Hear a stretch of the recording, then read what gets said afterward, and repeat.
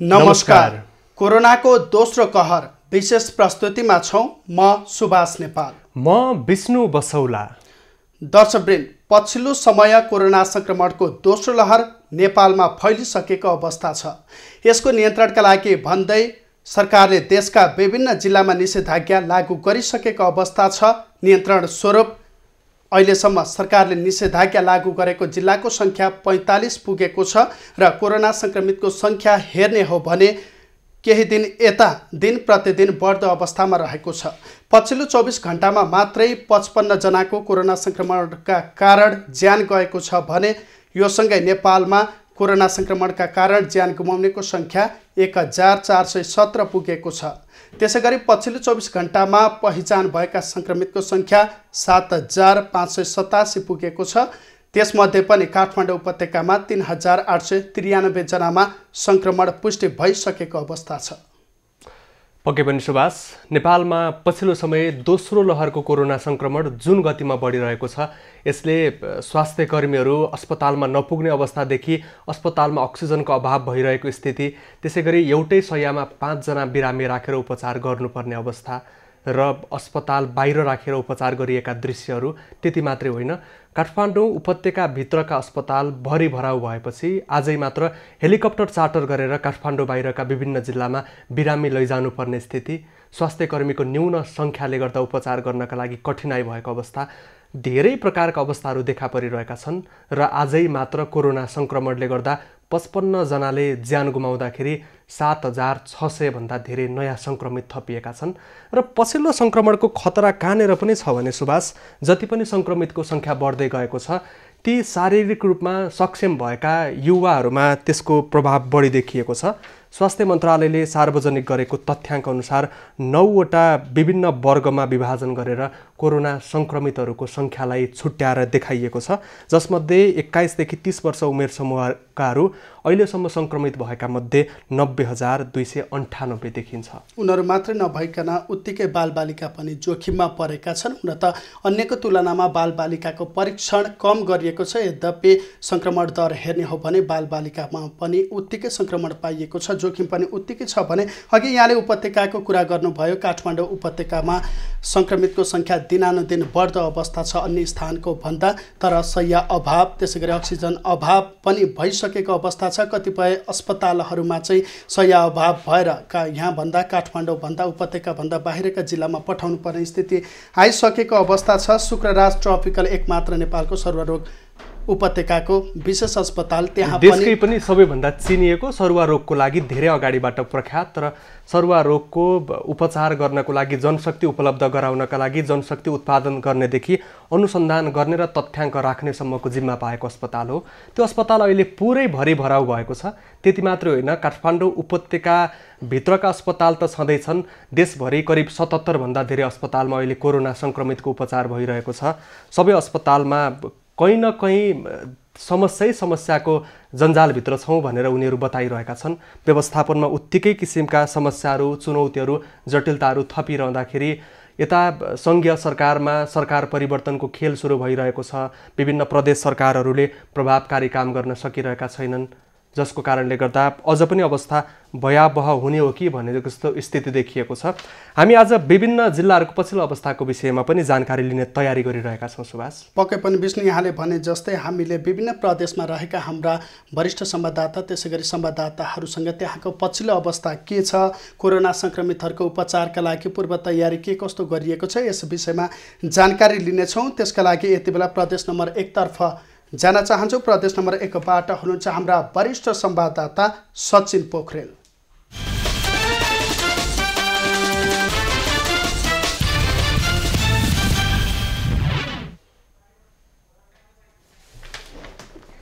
सचिन, देशमा पछिल्लो समय कोरोना सङ्क्रमितको सङ्ख्या दिन प्रतिदिन बढ्दो अवस्था छ।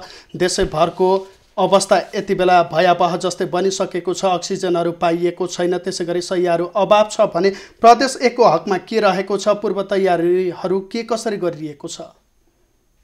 पक्कै पनि जुन यो कोरोनाको दोस्रो लहर भइएको छ, यसले मुलुकलाई जसरी निरन्तर आक्रान्त पारिरहेको छ, यसबाट प्रदेश नम्बर 1 पनि पछुतो यो अछुतो अवस्थामा रहेको छैन। विशेष गरी अहिलेसम्म कोरोना संक्रमणको अवस्थामा प्रदेश नम्बर 1 का विभिन्न 14वटा जिल्लामा 34,552 जना संक्रमित भएको भनेर हामीले तथ्य प्राप्त गरेका छौँ। त्यसमा सुभाष यो पछिल्लो जुन वैशाख 1 गतेदेखिको यो आजसम्मको तथ्याङ्कमा 4082 जना चाहिँ पूर्वमा संक्रमित रहेको अवस्था छ भने जम्मा 47 जनाको मृत्यु भइसकेको अवस्था छ। स्थिति निरन्तर भयावह बनिरहेको छ। तर पहिलो चरणमा जसरी यो प्रदेशको विभिन्न संयन्त्र विशेष गरी स्थानीय तहदेखि लिएर जिल्लाको संयन्त्र र प्रदेशको संयन्त्र पनि जसरी सशक्त रूपमा लागेको थियो, यसका अतिरिक्त संघीय सरकारको तर्फबाट पनि जति कामहरू भएको थियो त्यो खालको कामहरू चाहिँ यो पटक भएको जस्तो देखिँदैन र कोरोना संक्रमितको अवस्था दिन प्रतिदिन जटिल बनिरहँदा यसको व्यवस्थापनको लागि रोकथाम र उपचारका कामहरूको सन्दर्भमा र समग्र यो जटिलतालाई न्यूनीकरण गर्नेतर्फ भने अहिले सबै संयन्त्र छुटिरहेको जस्तो देखिन्छ। सचिन, समग्र जिल्लाभरिमै तथ्याङ्क बढ्दो क्रममा देखिएको छ। अस्पतालहरूको तयारी के छ?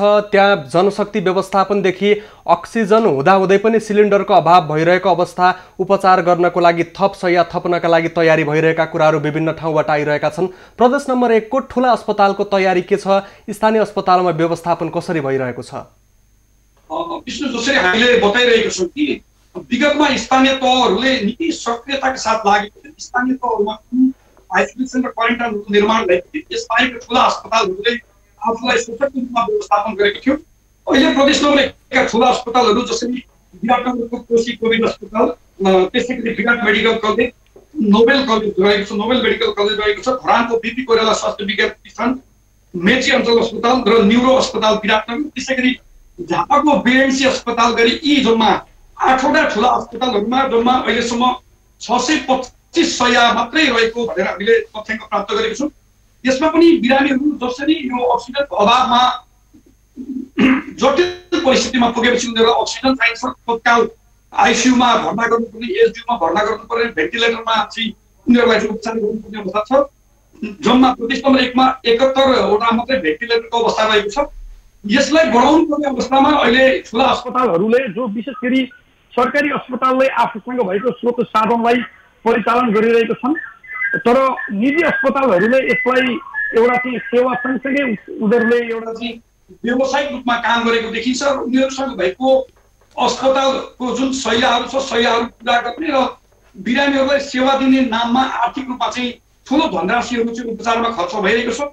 यसतर्फ पनि स्थानीय तहदेखि लिएर प्रदेशसम्मको चाहिँ जुन सरकारी संयन्त्र छ उनीहरूले कुनै पनि अनुगमन गरेको अवस्था छैन। हामी विराटनगरका ठुला अस्पतालहरू, त्यसै गरी झापामा रहेका जुन निजी स्तरका अस्पतालहरूले बिरामीहरूलाई निकै ठुलो आर्थिक रूपमा चाहिँ उनीहरूले शोषण गरिरहेको भनेर गुनासो गरेको छ। सचिन, अस्पतालहरूभित्र भएका अव्यवस्थाहरू त कैयन छन्। अहिले सबै जुटेर बिरामीको उपचार गर्नुपर्ने समय हो। त्यहाँका स्थानीय तहहरूले यो व्यवस्थापनको विषयमा के भन्छन् र यहाँले लगातार सीमा क्षेत्रका विषयमा, सीमाबाट भएका जोखिमका विषयमा पनि जानकारी गराउँदै आउनु भएको छ। सीमा क्षेत्रको पछिल्लो अवस्था के छ? सावधानी सजगताको जानकारी कस्तो छ? हामीले विष्णु जसरी निरन्तर भनिरहेको छौँ, यो चरणको यो दोस्रो लहरको अवस्था आइपुग्दा सम्भवतः केन्द्र संघीय सरकार स्थानीय तहसम्मको सरकारले सशक्त रूपमा आफूलाई स्थापित गरिसकेको अवस्था छैन, अगाडि सारिसकेको अवस्था छैन। प्रदेश नम्बर 1 का पनि अधिकांश स्थानीय तहहरूले जसरी हिजो आइसोलेसन र क्वारेन्टाइन निर्माण गरेको थियो, अहिले निर्माण गरेको अवस्था छैन। उनीहरूले केवल आफूलाई चाहिँ यो तयारी गर्ने भनेर मात्रै निर्णय गरेर मात्रै बसेको अवस्था छ। र यहाँले भने जस्तै विशेष गरी यो सीमावर्ती क्षेत्रको अवस्थामा भने सशस्त्र प्रहरीले पछिल्लो समय सशक्त रूपमा आफूलाई सीमा क्षेत्रमा उभ्याएको देखिन्छ। प्रदेश नम्बर 1 को इलामदेखि लिएर इलाम, झापा, मोरङ र सुनसरीको खुला सीमा क्षेत्रमा अहिले सशस्त्र प्रहरीले यो बीओपी निर्माण गरेर अन्य क्षेत्रमा चाहिँ नियमित गस्ती गरेर दुई देशबाट चाहिँ आवत-जावतको अवस्थालाई रोक्ने प्रयास भने गरेको देखिन्छ। तर त्यसबाहेक स्थानीय तहको जस्तो भूमिका हुनुपर्ने थियो त्यो पनि पाएको छैन भने विशेष गरी प्रदेश सरकारको मुख्यमन्त्रीदेखि लिएर आन्तरिक मामिला मन्त्रालय र विशेष गरी यो प्रत्यक्ष जिम्मेवारी लिएको सामाजिक विकास मन्त्रालयले सशक्त रूपमा यो भूमिका निर्वाह गरेको छैन। र विष्णु, यसमा एउटा पनि जानकारी गराउँ कि जो बिरामीहरू छन् उनीहरूले पीसीआर टेस्ट गर्नको लागि पनि सोर्स लगाएर पीसीआर टेस्ट गर्ने अवस्था रहेको छ भने अस्पतालहरूमा यो भर्ना गर्नको लागि पनि यदि कसैको लिङ्क, सम्पर्क र समन्वय छ भने उनीहरूलाई सहज रूपमा अस्पतालको शय्या प्राप्त गरेको छन्। यसबाहेक सर्वसाधारणहरू घर घरमै प्रताडित भएर बसेका छन् र धेरै सर्वसाधारणको घरमै अहिले निकै जटिल परिस्थितिमा उनीहरू बसेको अवस्था देखिएको छ। स्थिति निकै भयावह काबु लागेको अवस्था छ प्रदेश नम्बर 1 का विभिन्न जिल्लामा। त्यसमा पनि विष्णु झापा मोरङ र सुनसरीको स्थिति भने अलिक बढी भयावह देखिएको छ। धन्यवाद सचिन। वरिष्ठ संवाददाता सचिन पोखरेल प्रदेश नम्बर 1 को समग्र स्थितिको विषयमा जानकारी गराउँदै हुनुहुन्थ्यो। सुभाष, पछिल्लो समय संक्रमण ज्यादै उकालो लागिरहेको छ, तर अहिले न कुनै जिल्लामा कन्ट्याक्ट ट्रेसिङ भएको जानकारी आएको छ, न कुनै जिल्लामा मास ट्रेसिङ भएको छ। जति पनि आफूलाई शङ्का लागेको छ उनीहरू परीक्षण गर्न जाँदाखेरि नै नेपालमा 13% को हाराहारीमा संक्रमण देखिएको छ। यो भनेको निकै माथिल्लो र उच्च स्तरको संक्रमणको रूपमा विश्वव्यापी विश्लेषण भइरहेको अवस्था छ। त्यति मात्र होइन, लज्जास्पद विषय के छ भने सीमानाकासँग जोडिएका सीमानाकाबाट नेपालीहरू निर्बाध रूपमा नेपाल भित्रिरहेका छन्। उनीहरूको परीक्षण हुनुपर्ने हो, स्वास्थ्य चेक जाँच हुनुपर्ने हो, क्वारेन्टिनमा राख्नुपर्ने हो, उनीहरूलाई होम आइसोलेसनमा बस्ने भए पनि त्यहाँसम्म पुर्याउनु पर्ने व्यवस्था गर्नुपर्ने हो। तर प्रदेश सरकारहरूले स्थानीय तहहरूले त्यो गरेको पाइएको छैन भने कतिपय संक्रमितहरू चाहिँ गाउँमै होम आइसोलेसनमा बस्ने भन्ने गाउँमै चाहिँ निर्बाध रूपमा घुमिरहेको खबरहरू पनि। अब हामी यस्तै सीमानाका जोडिएको एउटा जिल्ला जो अघिल्लो पटक हटस्पटको रूपमा देखिएको थियो त्यही जिल्लाको र समग्र प्रदेश 2 को अवस्थाको विषयमा जानकारी लियौँ। हामीसँग प्रदेश नम्बर 2 को समग्र अवस्थाको विषयमा जानकारीको लागि संवाददाता राजन रौनियारसँग सम्पर्कको प्रयास भइरहेको छ। वीरगञ्ज पछिल्लो समय कोरोना संक्रमितहरूको संख्या बढ्दो क्रममा रहेको जिल्ला मध्येको एउटा हो। बाँके, वीरगञ्ज, काठमाडौँ सहितका सरकारले 22 वटा जिल्लालाई उच्च संक्रमण दर भएको जिल्लाको रूपमा सूचीकृत गरिसकेको छ। यो क्षेत्रमा सूचीकृत मात्र भएको छ, न उल्लेख्य मात्रामा उनीहरूको परीक्षण हुन सकिरहेको छ। सुभाष, अघि मात्र सचिन पोखरेलले हामीलाई जानकारी गराउँदै हुनुहुन्थ्यो नमुना परीक्षण गराउनको लागि यहाँ सोर्स फोर्स लगाउनु पर्ने, ठुला मान्छे चिन्नुपर्ने आवश्यकता छ। नागरिकको स्वास्थ्यप्रति सरकार कतिसम्म उदासीन छ भन्ने यो उदाहरण पनि हो। पक्कै पनि। र काठमाडौँ उपत्यका त्यसै गरी पूर्वका कुरालाई छाडेर एकछिन पश्चिमतिर जाउँ, बाँके जिल्लाको कुरा गरौँ। विशेष गरी बाँके जिल्ला पछिल्लो समय हटस्पट बन्दै आइरहेको छ। त्यहाँ उपचारका लागि अक्सिजनहरू अभावहरू भइरहेका छन्, शय्या अभाव भइरहेको छ भने कोरोना कहरको पहिलो जुन लहर थियो त्यसबाट पाठ सिकेर नेपालमा सम्पूर्ण केन्द्रदेखि स्थानीय तहसम्मका सरकारहरूले, जनप्रतिनिधिहरूले चाहिँ त्यसलाई सिकेर चाहिँ तयारी गर्नुपर्ने हो, पूर्व तयारीमा जुट्नुपर्ने हो। छिमेकी देश भारतमा यति बेला कोरोना संक्रमण स्थितिभन्दा नियन्त्रण बाहिर गइसकेको अवस्था छ। नेपालसँग सीमा जोडिएका क्षेत्रमा भारतका भूभागहरू धमाधम लकडाउन भइरहेका छन् र यहाँनिर जोड्नै पर्ने हुन्छ। सुभाष, अघिल्लो पटक संक्रमणको समयमा नेपाल केही तयारी अवस्थामा छ जस्तो देखिन्थ्यो। त्यो के कारणले देखिन्थ्यो भने सबैभन्दा पहिला अस्पतालमा 60% शय्या कोरोना संक्रमितको उपचारको लागि छुट्याइएको थियो। एउटा जिल्लाबाट अर्को जिल्लामा जाँदाखेरि क्वारेन्टिनमा बस्नका लागि स्थानीय तहको सिफारिसमा जाने व्यवस्था गरिएको थियो। कम्तीमा पनि 30 शय्याको स्थानीय तहले क्वारेन्टिनको व्यवस्था गरेका थिए। त्यसलाई होल्डिङ सेन्टर जस्तो बनाइएको थियो र नमुना परीक्षण गरेपछि मात्रै गाउँ जानको लागि व्यवस्था गरिएको थियो। यसपालि के भइरहेको छ भने जति सक्दो काठमाडौँ उपत्यका सहित घना बस्ती भएका क्षेत्रबाट नागरिकहरूलाई बाहिर जिल्ला पठाउने मात्रै सरकारको तयारी देखिन्छ।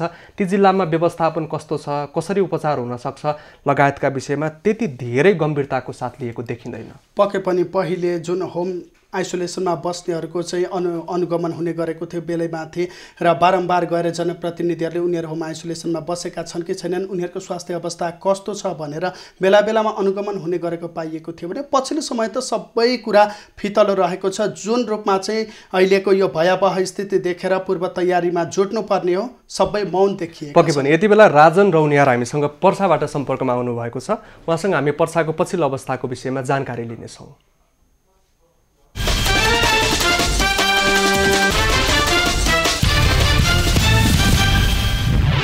राजन, विभिन्न जिल्लामा अस्पतालमा शय्या अभाव भइरहेको, धेरै किसिमका समस्या भइरहेको, स्वास्थ्यकर्मी नपुगेका खबरहरू ठाउँ ठाउँबाट आइरहेका छन्। पर्सासहित प्रदेश नम्बर 2 को पछिल्लो अवस्था के हो? विष्णु, प्रदेश नम्बर 2 मा अहिले संक्रमितहरूको संख्या एकदमै बढेको छ र खास गरेर पर्सा जिल्लामा अहिले पुनः कोभिडको यो दोस्रो लहरले आफ्नो इक्विसेन्टर बनाइसकेको अवस्था छ। अहिले पर्सामा करिब 2000 भन्दा बढी संक्रमितहरूको संख्या बढिसकेको छ। त्यस्तै 38 जना भन्दा बढी मात्र 12 र पर्सामा मृतकहरूको संख्या बढेको छ। त्यस्तै आज मात्र नारायणी अस्पतालको ल्याबमा टेस्ट गर्दाखेरि 192 जनाको टेस्ट गर्दाखेरि 115 जना संक्रमित भेटिएका छन्, जसमध्ये 86 जना पर्सा जिल्लाका छन्, बाराका 24 जना छन्, रौतहटका 4 जना छन्, जसमा 84 जना पुरुष र 31 जना महिला रहेका छन्। त्यस्तै प्रदेश नम्बर 2 मा जम्मा पोजिटिभहरूको संख्या आज केन्द्र सरकारले दिए अनुसार 261 रहेको छ। जम्मा परीक्षण चाहिँ 469 गरेका छन्। त्यसै गरी होम आइसोलेसनमा रहेको संख्या 3395 रहेको छ भने संस्थागत आइसोलेसनमा रहेको संख्या 138 रहेको छ।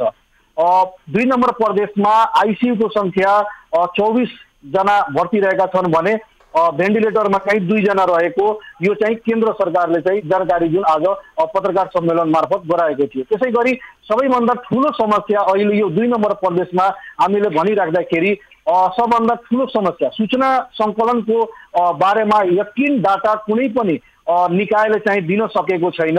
स्थानीय सरकारको स्थानीय पर्सा जिल्लाको आफ्नो डाटा छ, भारत जिल्लाको आफ्नै डाटा छ भने प्रदेश सरकारको आफ्नै डाटा छ।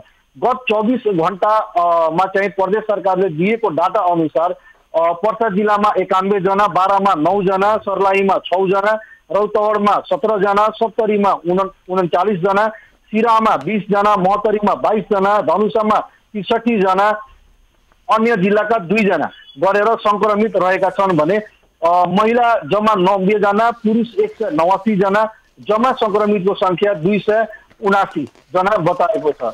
राजन, कोरोना संक्रमितको संख्या दिन प्रतिदिन बढ्दो अवस्था छ। चेक जाँच जुन तरिकाले परीक्षण हुनुपर्ने हो त्यो भएको पाइएको छैन, यहाँले जानकारी गराउनु भयो। प्रदेश 2 का कतिपय जिल्लाहरू चाहिँ भारतीय सीमा नाकासँग जोडिएको अवस्था छ।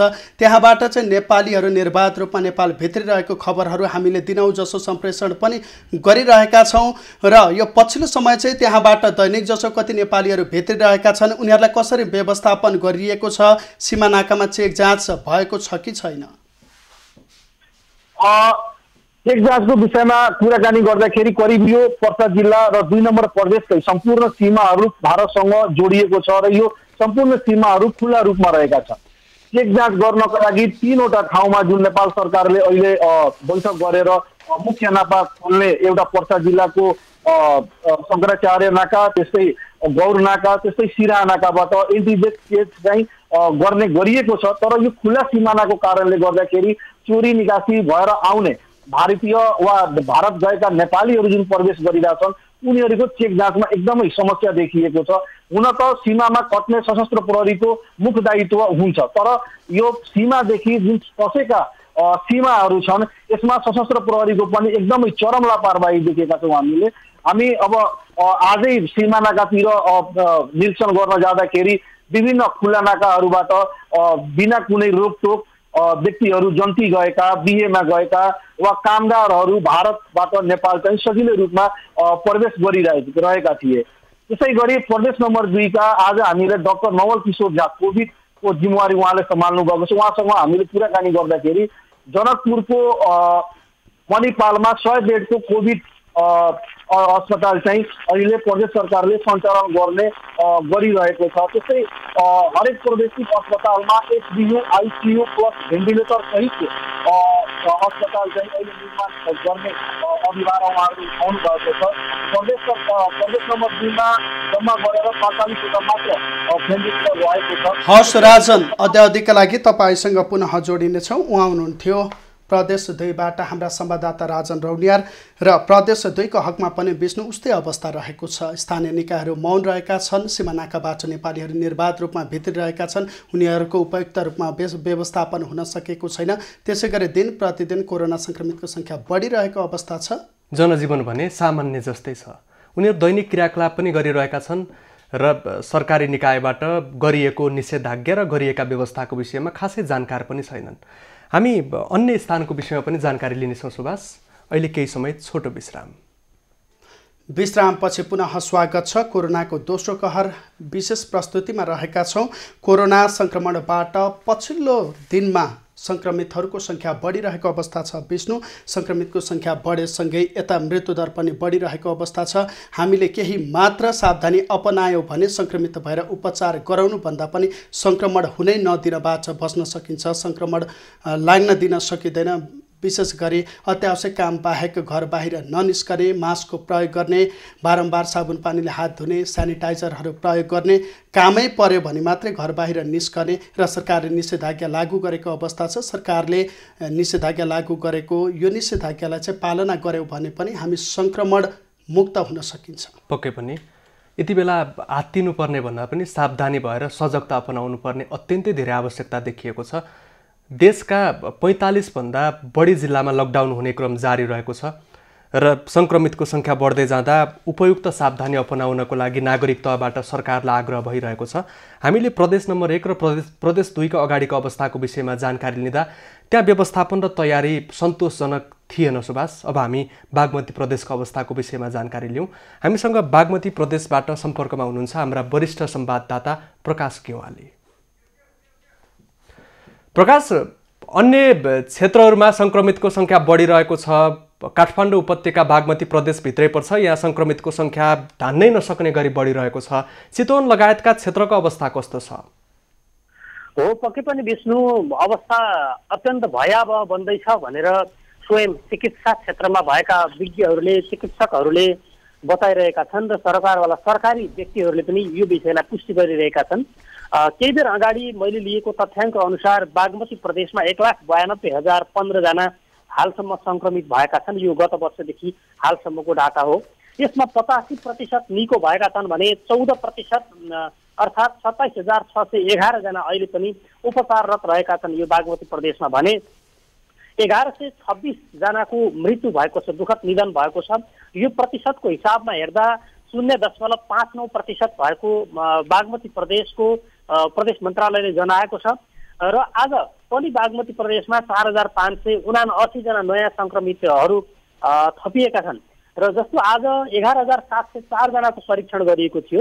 यसमा 39% व्यक्तिहरू पोजिटिभ को नतिजा आएको छ भनेको यो चाहिँ अब भयावह बन्दैछ भन्ने सङ्केत हो। प्रकाश, कोरोना सङ्क्रमण नियन्त्रणका लागि भन्दै सरकारले चाहिँ निषेधाज्ञा लागू गरिसकेको अवस्था छ। चितवनमा निषेधाज्ञाको पालना कतिको भएको पाइएको छ? त्यसै गरी परीक्षण के कसरी गरिएको छ? सङ्क्रमितहरू रहेका छन्, उनीहरूको उपचार चाहिँ के कसरी गरिएको छ? उपचारमा कतिको असहज भएको छ? पक्कै पनि विष्णु, यो पछिल्लो चरणको जुन कोरोना पोजिटिभ देखिने क्रम चाहिँ बढ्यो, यो भयावह रूपमा अगाडि बढिरहेको छ, देखिरहेको छ भनेर मैले अघि पनि भने। स्वयं चिकित्सकहरूले, स्वास्थ्य कर्मीहरूले यसलाई चाहिँ अब यो नियन्त्रणभन्दा बाहिर गइसक्यो भन्ने हिसाबले चाहिँ व्यक्त गरिराखेका छन्। त्यसकारणले गर्दाखेरि सरकारले देशका विभिन्न स्थानहरूमा, विभिन्न जिल्लाहरूमा निषेधाज्ञा लागू गरिरहेको छ र त्यसै सन्दर्भमा बागमती प्रदेशका धेरै जिल्लाहरूमा पनि निषेधाज्ञा छ र यो सँगसँगै अहिले मैले बोलिरहेको जिल्ला चितवनमा पनि निषेधाज्ञा छ। निषेधाज्ञाको दिनहरू बढ्दै जाँदा मानिसहरू सचेत छन्, यद्यपि मान्छेले दैनिक जीविकोपार्जन गर्नका लागि, खानैका लागि पनि केही न केही गर्नुपर्ने अवस्था छ। त्यस कारणले गर्दा प्रकाश, यहाँले प्रदेशको मन्त्रालयगत विषयमा धेरै अगाडिबाट राम्रो जानकारी राख्दै आउनु भएको छ। प्रदेश सरकारले यसपालि के गरिरहेको छ? बागमती प्रदेशभित्रको सङ्क्रमण न्यूनीकरणको लागि, व्यवस्थापनको लागि तयारी के देखिन्छ? हो विष्णु, मैले केही बेर अगाडि बागमती प्रदेशका कोभिड फोकल पर्सन प्रवक्ता डाक्टर पुरुषोत्तम शेडाईसँग कुराकानी गरेको थिएँ। उहाँहरूले यस पटक चाहिँ खास गरी अहिले जुन चर्चा छ, बजारमा चर्चा छ र यथार्थ पनि हो, अक्सिजनको अभाव हुन्छ कि धेरै मानिसहरू चाहिँ क्रिटिकल कन्डिसनमा भए, सङ्क्रमण भएका मान्छेहरू, उनीहरूका लागि अक्सिजन नै प्रमुख विषय हो भन्ने हिसाबले उहाँहरू हामी अक्सिजनको मुख्य तयारीमा लागेका छौँ भन्नुभएको छ। खास गरी यो प्रदेश सरकारको मार्फतमा रहेका 8वटा अस्पताल र अन्य गरी 12-13वटा अस्पतालहरूमा अहिले कोभिडको उपचार भइरहेको छ र यो सन्दर्भमा मैले आज उहाँसँग जिज्ञासा राख्दाखेरि उहाँले हामीले अहिले त्रिशुली, सिन्धुलीमा अक्सिजन उत्पादनै गरिसकेका छौँ, अस्पतालले उत्पादन गरिसकेको छ र भक्तपुर र धादिङमा पनि हामीले सुरु गर्ने तयारी गरेका छौँ भने प्रदेशको मुकाम रहेको हेटौँडामा पनि हामीले अक्सिजनको ठुलो मात्रामा चाहिँ त्यहाँ कलेक्सन गर्ने र त्यहाँबाट वितरण गर्ने हामीले प्रणालीको विकास गर्दैछौँ भनेर उहाँले हामीलाई जानकारी दिनुभएको थियो। अहिले यो प्रदेशभरि 21वटा अक्सिजनका प्लान्ट छन्। तीमध्ये चाहिँ लिक्विडबाट अक्सिजन उत्पादन गर्ने 44वटा स्थान छन् भन्ने उहाँले जानकारी दिनुभयो। प्रकाश चितवनलाई धेरैवटा मेडिकल भएको क्षेत्रको रूपमा पनि बुझ्ने गरिन्छ। अब काठमाडौँमा त अस्पतालमा शैय्या भरिसकेको छ, विभिन्न जिल्लामा पठाउन थालिएको छ। चितवनहरूका अस्पतालको अवस्था के छ? कति बिरामी छन्? अब कति राख्न सकिन्छ? व्यवस्थापन कसरी हुँदैछ? अस्थायी स्थायी व्यवस्थापनको तयारी के छ? विष्णु, चितवनमा पनि स्थिति नियन्त्रणभन्दा बाहिर जाने हो कि भन्ने चिन्ता यहाँका चिकित्सकहरूलाई भएको भरतपुर अस्पतालका अध्यक्ष डाक्टर भोजराज अधिकारीले आज दिउँसो मलाई दिनुभएको थियो। चितवनमा खास गरी यहाँ अहिले 3वटा अस्पतालमा उपचार भइरहेको छ। खास गरी यहाँको चितवनको भरतपुर अस्पताल र यहाँका 2वटा medical college, Chitwan medical college र भरतपुर मेडिकल कलेजमा कोभिडका बिरामीहरूको उपचार भइरहेको छ र यी 3वटै अस्पतालले आफूसँग भएको क्षमता का सिटहरू बेडहरू चाहिँ भरिसकेको जनाएका छन्। जस्तो भरतपुर अस्पतालमा 155 जनाको सिट क्षमता छ भने पुरानो मेडिकल कलेजमा 100 जना र नयाँ मेडिकल कलेजमा 171 जनाका कोभिडका बिरामीहरू राख्ने सिटको प्लानिङ गरिएको थियो। यी सबै बेडहरू चाहिँ भरिएको भन्ने उनीहरूले जानकारी दिएका छन्। र अर्को कुरा पनि जानकारी दिउँ, यो पछिल्लो समयमा जुन अस्पतालमा भर्ना हुन आएका बिरामीहरू छन् उनीहरूलाई करिब 100% बिरामीहरूलाई नै अक्सिजन चाहिएको छ भन्ने जानकारी आएको छ। यस कारणले गर्दा पनि अब हामीले बाहिर आइसोलेसनमा राख्ने अरू व्यवस्थापन गर्ने भन्दा पनि क्रिटिकल केयर गर्न सक्ने अस्पतालहरूको क्षमता विस्तार गर्ने र उनीहरूको चाहिँ बेड सङ्ख्या थपेर त्यही अनुसारका सामग्रीहरूको व्यवस्थापन गरेर अक्सिजन लगायतका उपकरणहरूको व्यवस्थापन गरेर अगाडि बढ्नुपर्ने आजको आवश्यकता देखिन्छ। विष्णु, धन्यवाद प्रकाश।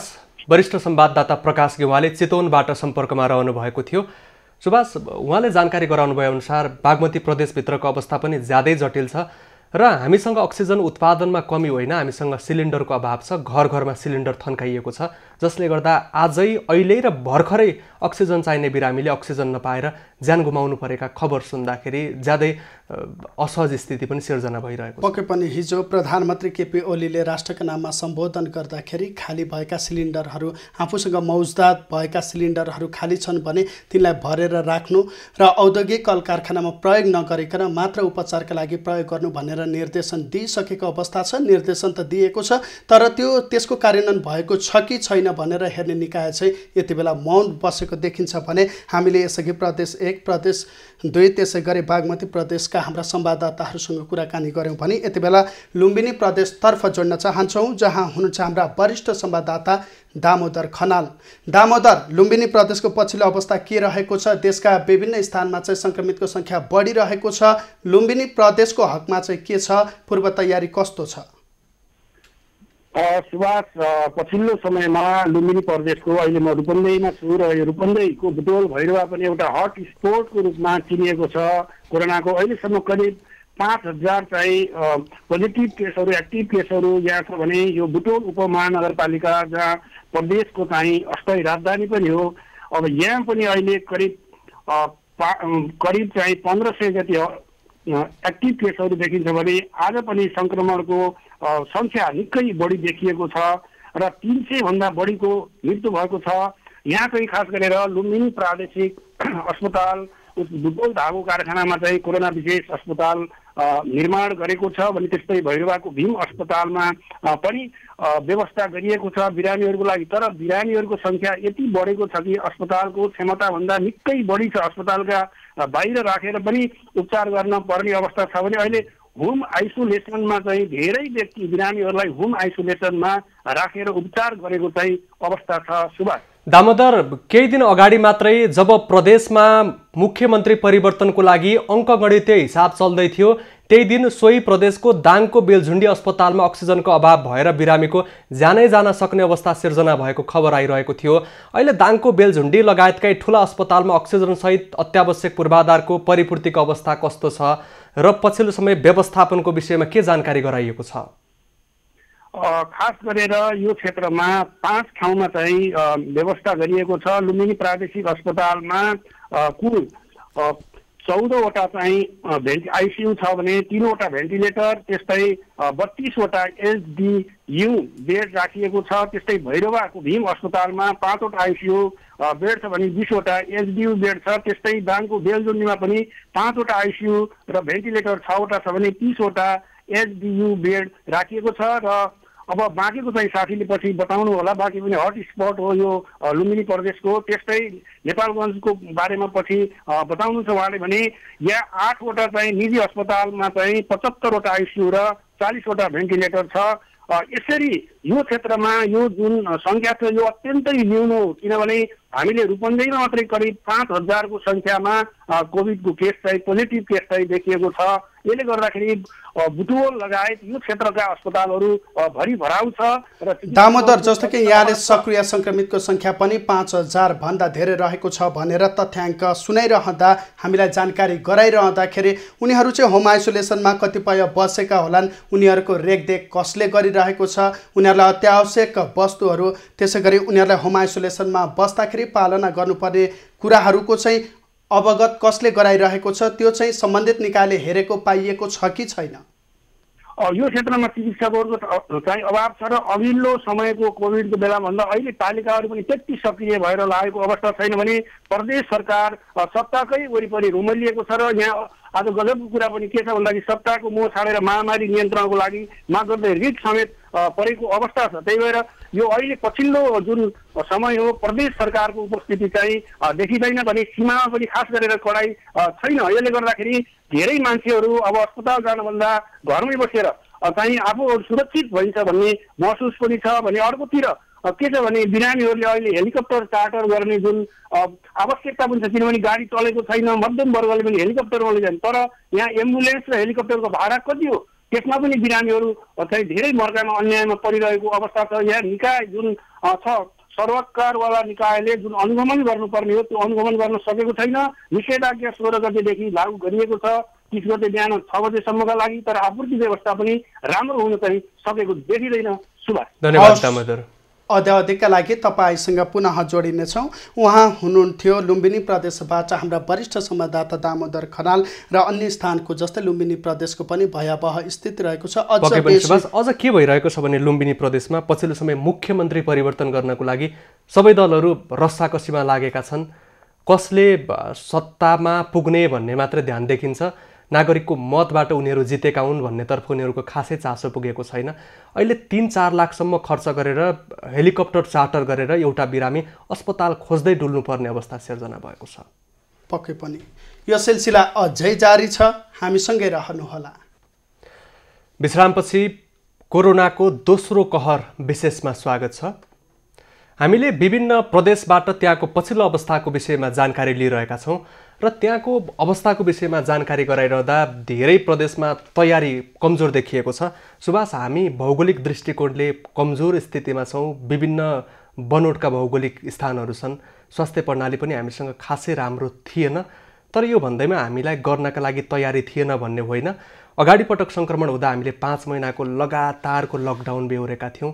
अहिले पनि निषेधाज्ञा लगाइएको छ। यो भनिएको नागरिकलाई घरभित्र बस मात्रै भनेको होइन, सरकारले तयारी पनि गर्नुपर्छ भन्ने खालको सन्देश सरकारले बुझ्नुपर्ने थियो, त्यो देखिएको छैन विभिन्न प्रदेशको अवस्था हेर्दा पनि। पक्कै पनि विष्णु, पछिल्लो समय सरकार कोरोना नियन्त्रणतर्फ भन्दा पनि सत्ता चलखेलमा लागिरहेको अवस्था देखिन्छ। त्यो केन्द्रीय सरकारबाट सुरु भएको यति बेला प्रदेश तहसम्म पुगिसकेको अवस्था छ भने एकातिर अर्कोतर्फ कोरोना सङ्क्रमितको सङ्ख्या दिनानुदिन बढ्दो अवस्थामा छ। सरकारले जुन हिसाबले अघिल्लो कोरोना कहरबाट पाठ सिकेर पूर्व तयारी गर्नुपर्ने हो त्यो निकै शून्य अवस्था देखिएको छ। अब हामी कर्णाली प्रदेशको अवस्थाको विषयमा कुरा गरौँ।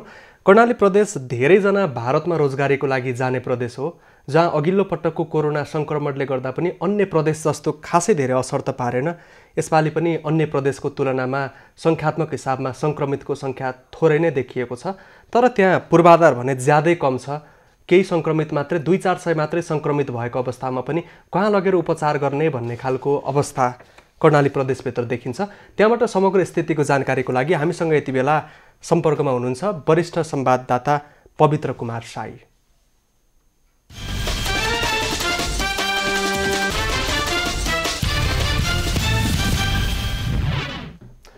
पवित्र, कर्णाली प्रदेशमा अरू प्रदेशको तुलनामा अहिले सङ्ख्या त थोरै देखिएको छ, तर त्यहाँ पूर्वाधार पनि थोरै छ। 200-400 भए पनि कता लगेर उपचार गर्ने भन्ने स्थिति छ।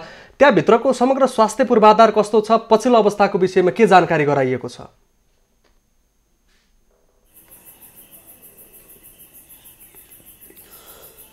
विष्णु कर्णालीको प्रदेश कोभिडको अवस्था यहाँको अद्यावधि गराउनु पर्दा स्वास्थ्य सेवा निर्देशनालयले कर्णाली प्रदेश सुर्खेतले दिएको जानकारी म दर्शक सामु प्रस्तुत गर्न गरिएको छु।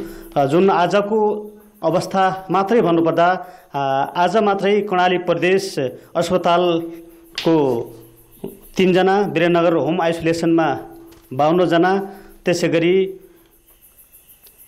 कालीकोटमा 10 जना र खाँडाचक्र होम आइसोलेसन सेन्टरमा कालीकोटमा 1 जना र जिल्ला अस्पताल रुकुम पश्चिममा 2 जना आज मात्रै कोरोना संक्रमित पुष्टि भएका छन् र त्यहाँ होम आइसोलेसनमा भर्ना भइसकेका छन्। म समग्रमा भन्नुपर्दा आजको मितिसम्म कर्णाली प्रदेशका 10 वटा जिल्ला र 79 वटा स्थानीय तहबाट कोरोना परीक्षण विशेष गरी आरटी-पीसीआर विधिबाट परीक्षण गरेका 1,0958 जना रहेका छन् र जसबाट 24 घण्टामा अहिलेसम्म 327 जना कोरोना पुष्टि भएका छन् र जसमध्ये अहिलेको मितिसम्म 9,314 जना कोरोना संक्रमित भएका छन् र पछिल्लो 24 घण्टामा 186 जना रहेका छन् र जसमा ऱ्यापिड एन्टिजेन विधिबाट कोभिड-19 को संक्रमण पुष्टि भएको 1243 जना, पछिल्लो 24 घण्टामा 84 जना रहेका छन् र आजसम्म निको हुनेको सङ्ख्या पनि 7,690 जना रहेको छ र पछिल्लो 24 घण्टामा 68 जना रहेका छन्। विशेष गरी कर्णाली प्रदेशमा 3 वटा ठुला अस्पतालहरू छन्। प्रदेश राजधानीमा प्रादेशिक अस्पताल छ, त्यसैगरी रुकुम पश्चिममा चौरजारी अस्पताल र जुम्लामा रहेको जुन स्वास्थ्य विज्ञान प्रतिष्ठान छ त्यहाँ चाहिँ भेन्टिलेटर र केही सेवाहरू सुविधा भए तापनि अधिकांश स्थानीय तहहरूमा अवस्था एकदमै नाजुक छ। पवित्र जस्तो कि यहाँले जानकारी गराइरहँदा कोरोना संक्रमितको संख्या दिन प्रतिदिन बढ्दो अवस्थामा छ। कर्णाली प्रदेशकै कुरा गर्ने हो भने केही समय अगाडि त्यहाँ अक्सिजनको अभाव भएको, शय्याहरूको अभाव भएको कुराहरू पनि आइरहेको थियो।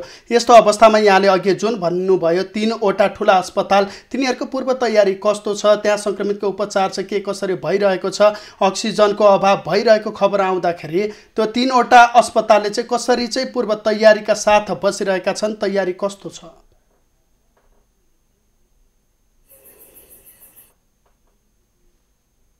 सुभाष, यहाँले भने जस्तै कर्णाली विगतमा रोग भोग अशिक्षा गरिबीदेखि उदाहरण बनेको छ, यहाँलाई अवगत नै छ। जुन विगतभन्दा केही परिवर्तन भए तापनि पछिल्लो समय कर्णालीको स्वास्थ्य अवस्था निकै दर्दनाक नाजुक अवस्था छ र यो भौगोलिक कठिनाई, यहाँको सडकको पहुँच नहुनु, हरेक समस्याले गर्दा कर्णाली पछि परेको छ। यो कोभिड-19 को महामारीले गर्दा र पछिल्लो यो नयाँ महामारीले यो कोभिडले गर्दा पनि कर्णालीमा प्रत्यक्ष प्रभाव परेको छ। कर्णालीका 79 वटा स्थानीय तहहरू छन्। 79 वटा स्थानीय तहमा पछिल्लो समय स्वास्थ्य क्षेत्रमा स्वास्थ्य सरकारहरूले धेरै जसो ध्यान दिए तापनि तर प्रत्यक्ष रूपमा यसको राम्रो प्रभाव पर्न सकिरहेको छैन। आज मात्रै 4 जनाको मृत्यु भइसकेको छ। कर्णालीमा अहिलेसम्म 63 जनाको मृत्यु भइसकेको छ। यो मृत्यु दर पनि बढ्दो अवस्थामा छ र संक्रमितको त कुरै नगरौँ, दिन प्रतिदिन सयौंको संख्यामा संक्रमितहरू बढ्ने अवस्था छ। यहाँको प्रदेश अस्पतालको व्यवस्थापन पनि राम्रो भइरहेको अवस्था छैन। अक्सिजनको अभाव कामी छ। काठमाडौँमा, पोखरामा, नेपालगञ्जमा अक्सिजन अभाव हुन्छ भने कर्णालीमा त अक्सिजन अभाव हुने नै भइहाल्यो। यसको व्यवस्थापनको निम्ति कर्णाली प्रदेश सरकारले कर्णालीका 10 वटा जिल्ला अस्पतालमा 1 करोड विनियोजन गरेको छ। हवस्, अध्यावधिका लागि तपाईसँग पुनः जोडिनेछौँ। उहाँ हुनुहुन्थ्यो कर्णाली प्रदेशबाट हाम्रा संवाददाता पवित्र कुमार शाही। विष्णु, देशका विभिन्न स्थानबाट जोडिएर कुराकानी गर्दाखेरि समग्र रूपमा के बुझ्यौ भने त्यहाँको पूर्व तयारी राम्रोसँग भएको छैन, संक्रमण दर एकातिर बढिरहेको छ भने त्यहाँका स्थानीय तहहरू, प्रदेश सरकार चाहिँ यति बेला मौन बसेको छ भने कुनै कुनै प्रदेशमा चाहिँ त्यहाँका सरकारहरू लागि परेका छन्, शय्याहरू विस्तार गरिरहेका छन्, अक्सिजनको वैकल्पिक व्यवस्था गर्नतर्फ उन्मुख भइरहेका छन्। त्यो काम बल्ल सुरु हुन थालिरहेको छ। नेपालमा अस्पतालमा पुग्नका लागि नै पछिल्लो समय कठिनाइ छ। अस्पताल पुगिसकेपछि उपचार पाउन कठिनाइ छ।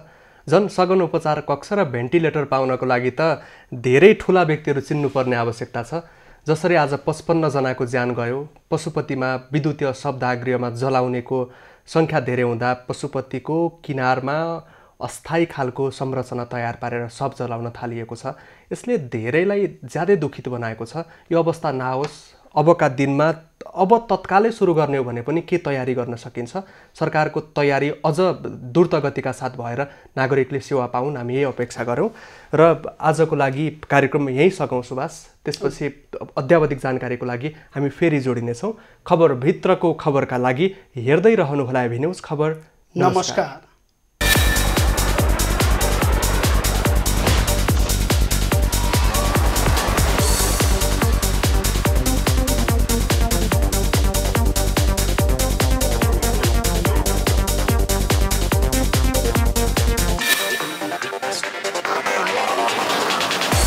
शिवम सिमेन्ट, भरोसा अटुट सम्बन्धको। अबको प्रस्तुतिको साथमा करेन्ट हट